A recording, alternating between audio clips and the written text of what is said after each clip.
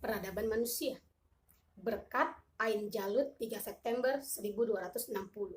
Laju ekspansi Mongol pun tertahan. Eropa dan Afrika pun selamat dari terjangan barbar Mongol.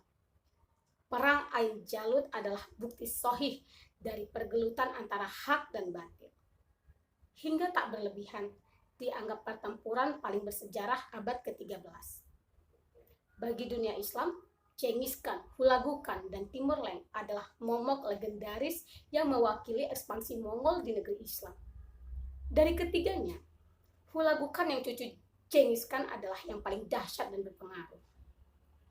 Di masanya, wilayah seluas Turkistan, Iran, Irak, dan Syam luluh lantak dihantam amukan laskarnya. Satu-satunya harapan tersisa hanyalah Mesir.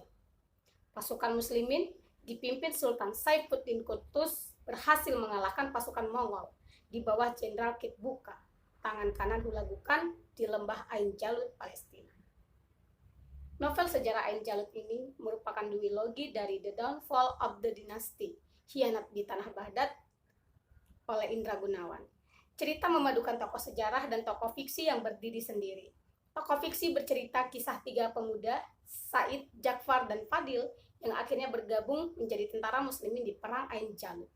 Di bagian akhir novel, ensiklopedi mini sejarah Islam atau ensiklopedi dinasti, wilayah, dan tokoh siap menjadi guide yang membantu pembaca akan kedalaman dan berharganya sejarah Islam. Assalamualaikum warahmatullahi wabarakatuh. Selamat pagi semuanya. Ya, tadi saya membacakan sinopsis dari novel sejarah judulnya Ain Jalut Against the Myth of Hulagu. Jadi ini penulisnya adalah Bang Indra Gunawan. Ini novel sejarah yang bercerita tentang Perang Ain Jalut. Perang Ain Jalut itu terjadi pada abad ke-13. Nah, hari ini kita akan bahas materi tentang novel sejarah. Baik, sebelumnya kan kita sudah pernah belajar tentang teks cerita sejarah ya. Masih pada ingat ya? Mudah-mudahan masih ingat. Nah, novel sejarah itu sendiri adalah, tapi sebelum kita ke pengertiannya, saya mau tes. Dari gambar ini, beberapa cover buku di sini, coba tebak yang mana novel sejarah dan mana yang bukan novel sejarah. Sudah? Baik, benar sekali. Jadi yang bagian paling atas itu bukan novel sejarah. Novel sejarah itu adalah yang di bawah. Jadi itu ada beberapa novel sejarah. Salah satunya tadi yang sudah saya bacakan. Dan yang dua lagi itu adalah karyanya Najib Khailani. Najib Khailani itu, ini ada dua bukunya Najib Khailani. Najib Khailani ini juga salah satu penulis novel-novel sejarah. Selain Bang Indra Gunawan tadi ya, yang sudah saya baca. Kalau Najib Khailani ini penulis luar. Saya paling suka bukunya Najib Khailani. Pertama kali saya baca itu adalah Bayang-Bayang Hitam. Itu bercerita tentang sejarah di Ethiopia. Bagaimana pada akhirnya masyarakat Ethiopia ini kan dijajah oleh bangsa Cina ya. Yang tadinya beriman, lama-lama keimanan di sana tergerus dan mereka, nauzubillah min dzalik ya, dulu itu adalah sebuah negeri yang kaya ya, sebuah kerajaan Habasyah ya di Ethiopia. Itu adalah sebuah kerajaan yang cukup berjaya di zamannya. Namun qadarullah, sekarang Ethiopia tuh ya begitu ya, kita lihat banyak kasus kelaparan di Ethiopia. Najib Khailani ini kalian juga harus baca beberapa novel-novelnya Najib Khailani. Kalau yang ada sama saya ini ada dua, judulnya ada Mempelai Sang Dajjal dan Wahsy si Pembunuh Hamzah. Kalau Wahsy ini menceritakan si Wahsy itu salah satu nama tokoh di masa lalu. Kemerdekaan itu harus direbut karena dia tak akan diberikan oleh siapapun. Kemerdekaan hanya dapat ditebus dengan tetesan darah siapa saja, darah orang baik atau darah para penjahat. Itulah ungkapan Wahsy bin Harb, seorang budak yang mencari kemerdekaan. Dalam kelihayannya menggunakan tombak, dia membunuh Hamzah bin Abdul Muthalib dalam perang Uhud untuk menebus kemerdekaan dan kebebasan yang dia dambakan. Namun, apakah Wahsy dapat mencapai harapannya setelah berhasil membunuh paman Rasulullah? Apakah dia mendapat kebebasan hakiki? Apakah kebahagiaan dapat dia raih? Melalui jalan berliku dan pergolakan batin, Wahsy berjuang mencari kebebasan, kebahagiaan, dan ketentraman.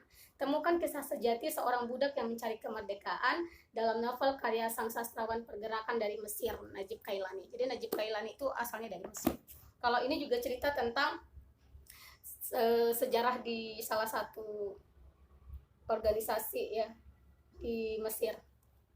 Nah, baik, langsung saja. Tadi sudah tebak-tebakan nih ya. Langsung saja kita bahas tentang novel sejarah.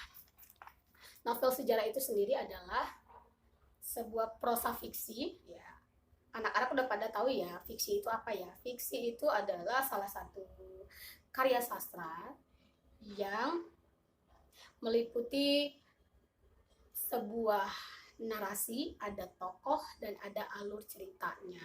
Itu dianya fiksi, sifatnya imajinatif, beda dengan non fiksi. Nah, cerita sejarah bisa dalam bentuknya novel ini. Novel ini sendiri adalah prosa fiksi yang mana berisi kisah imajinasi ditulis dengan tokoh dan latar sejarah yang benar-benar terjadi di masa lampau. Walaupun novel sejarah itu punya kebebasan untuk berimajinasi, tapi tetap harus punya kaitan dengan tokoh dan latar sejarah. Tapi begini, bedakan dengan teks cerita sejarah ya. Kan kita kemarin sudah belajar tentang teks cerita sejarah. Kalau teks cerita sejarah, teks itu lebih umum, jadi sifatnya bisa fiksi, bisa non-fiksi. Nah, kalau yang di non-fiksi ini, beberapa kisah yang imajinatifnya terkadang itu tidak perlu sampai tidak perlu sampai harus dicari kebenarannya secara mutlak gitu.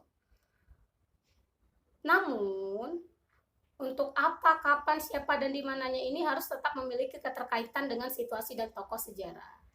Nah, ngomong-ngomong, ini tadi ya, kita bahas dulu ya. Kita bedah dulu dari bukunya sebelum kita bahas teorinya. Ciri-ciri dari novel sejarah, selain yang memang isinya bercerita tentang tokoh atau latar sejarah, yang paling terpenting, apalagi kalau misalnya cerita sejarah itu memang bisa dipertanggungjawabkan. Jadi untuk tahu dalam sebuah novel sejarahnya itu fakta atau fiktif, itu kalian bisa lihat ensiklopedianya di bagian belakang. Nah, saya kasih contoh novelnya Bang Indra tadi ya. Jadi ini ada ensiklopedianya. Misalnya Ajlun. Ajlun ini sebutan Yordania. Di Yordania, Ajlun nama daerah di Yordania, berada di utara Yordania. Ya. Terus ada juga referensi ceritanya. Nih, dia ambil dari kitab-kitab sumber imajinasi. Jadi ini beberapa kitab-kitab ini dijadikan sumber, diletak di bagian belakang buku gitu setelah novelnya. Nah, itu kalau misalnya kalian mau buat cerita sejarah. Nah, baik, novel cerita sejarah ini punya beberapa struktur. Tentunya juga sama ya, mirip dengan struktur novel yang fiktif ya, novel imajinasi lainnya. Struktur teks novel cerita sejarah yang pertama ada orientasi. Orientasi ini adalah pengenalan situasi cerita, di mana di sini sudah ada latar dan juga sudah ada tokoh yang dikenalkan. Yang kedua, ada pengungkapan peristiwa. Di sini peristiwanya sudah mulai diungkapkan untuk berpotensi menimbulkan masalah ya, pengungkapan peristiwa. Yang ketiga, ada konflik. Di sini ya sudah terjadi yang namanya peningkatan masalah. Dari tadi kan masalahnya sudah muncul nih. Ya, di konflik ini masalahnya sudah mulai meningkat. Dan yang keempat, puncak konflik atau komplikasi. Di sini adalah puncak masalah. Nah, di bagian ini adalah bagian yang paling mendebarkan. Kalau kalian nonton film tuh bagian paling serunya gitu ya. Bagian paling mendebar-debarkan yang kayaknya sayang sekali untuk dilewatkan gitu. Ini bagian yang paling puncaknya. Yang kelima ada namanya resolusi atau penyelesaian. Di sini masalahnya sudah berangsur-angsur menurun dan menuju penyelesaian permasalahan. Berisi bagaimana ya masalah itu terselesaikan, apakah tokohnya yang menyelesaikan atau seperti apa. Dan yang terakhir itu ada koda. Untuk beberapa cerita boleh tidak ada koda, boleh ada koda. Koda ini sendiri adalah bagian terakhir yang mana biasanya tuh berisi tentang menceritakan kembali atau mengungkapkan kembali isi peristiwa atau isi masalah dan perilaku-perilaku tokoh gitu yang sudah diceritakan sebelumnya. Nah, di sini terdapat interpretasi amanat gitu ya. Kadang-kadang amanatnya itu dituliskan gitu di bagian koda. Tapi untuk beberapa tulisan, apalagi kalau misalnya kalian mau tulisannya itu benar-benar menarik gitu ya. Sarannya adalah jangan buat amanat secara tertulis gitu. Amanatnya itu harus tersirat, jangan tersurat. Jadi di bagian cerita dari konflik-konflik yang terjadi, dari rangkaian alur cerita yang kalian buat gitu, akan tergambarkan amanatnya seperti apa. Nah, itu dia tadi struktur teks cerita sejarah. Nah, untuk pertemuan ini kayaknya cukup dulu ya. Kita tadi sudah bahas tentang struktur teks cerita sejarah dan beberapa poin penting di teks novel sejarah. Nah, untuk selanjutnya ada tugas, kalian harus cari novel sejarah satu saja yang rekomendasi menurut kalian. Nah, nanti kalian review ya. Nah, tapi untuk tugas pertama kalian baca dulu dan review. Di-review saja mengenai isinya apa, konfliknya apa, seberapa menarik cerita itu, dan apa, siapa, serta bagaimana, di mana sejarah yang terdapat di dalam novel yang kalian pilih. Begitu saja untuk pertemuan hari ini. Sampai ketemu di pertemuan berikutnya. Assalamualaikum warahmatullahi wabarakatuh. Sampai jumpa.